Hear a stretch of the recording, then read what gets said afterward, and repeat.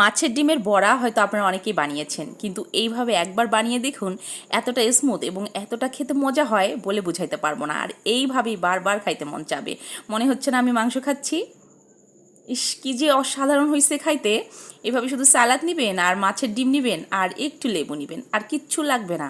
চলেন খুব সহজভাবে শেয়ার করি। আসসালামু আলাইকুম, by the way this is me Angela Nazala, welcome back to my another video.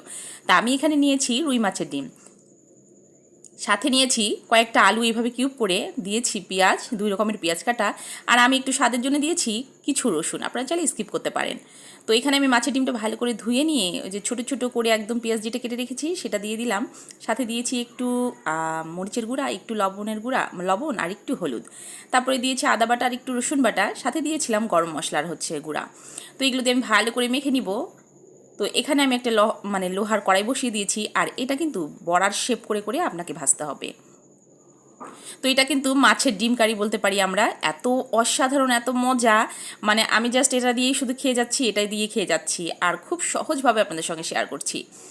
কথা দিচ্ছি আপনারা এটা খেয়ে একবারে ফিদা হয়ে যাবেন। তো বড়াগুলো আমি ভেজে নিচ্ছি এইভাবে উল্টায় পাল্টায় নিয়ে। তো এইটা বড়াটা ভাজা হয়ে গেছে।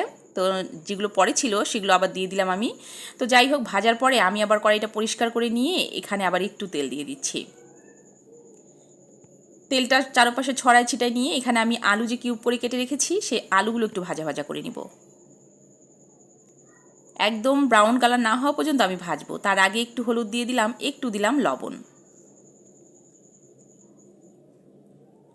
বাস আমার ব্রাউন কালার করে একদম ভাজা হয়ে গেছে, এটাকে আমি এখন তুলে নিব। তো আমি আরেকটা ফ্রাই প্যান বসিয়ে দিয়েছি, দিয়ে পর্যাপ্ত পরিমাণ দিয়েছি তেল, সাথে একটু বেশি করে দিয়েছি পেঁয়াজ।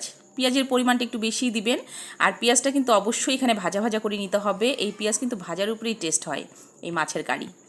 তো এখানে আমি একটু আদা বাটা, একটু রসুন বাটা, দুটা মিলে হয়তো 1/4 চামচের মতো হবে, পুরো 1 চামচ হবে না।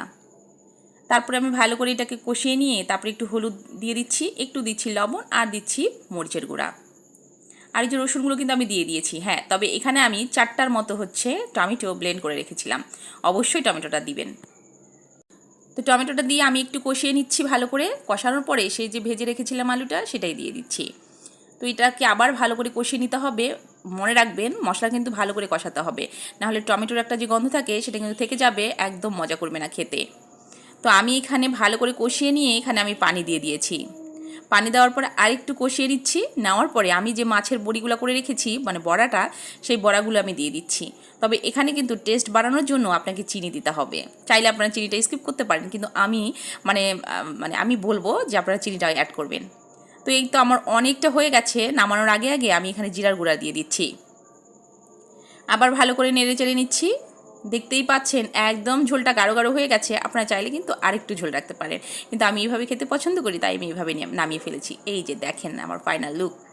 তো এই যে এখন আমি ভাত নিয়ে বসেছি। এখন আপনারা শুধু গেস করেন তো এটা খাইতে কেমন হবে। জাস্ট অসাধারণ, কোনো অংশে মাংসের চেয়ে কিন্তু কম না। আর আমি এটা দিয়ে খাইতে এত মজা লাগছে। এই গরমের মধ্যে মাংস মাংস তো একদমই পাতে নেবেন না যদি আপনার পাতে থাকে, আর সাথে এইভাবে লেবু নিয়ে সালাদ নেবেন, বাস অসাধারণ একটা খাওয়া। তো আজকের মধ্যে চলে যাচ্ছি, ইনশাআল্লাহ আবার একটা নতুন রেসিপির সঙ্গে দেখা হবে। আল্লাহ হাফেজ।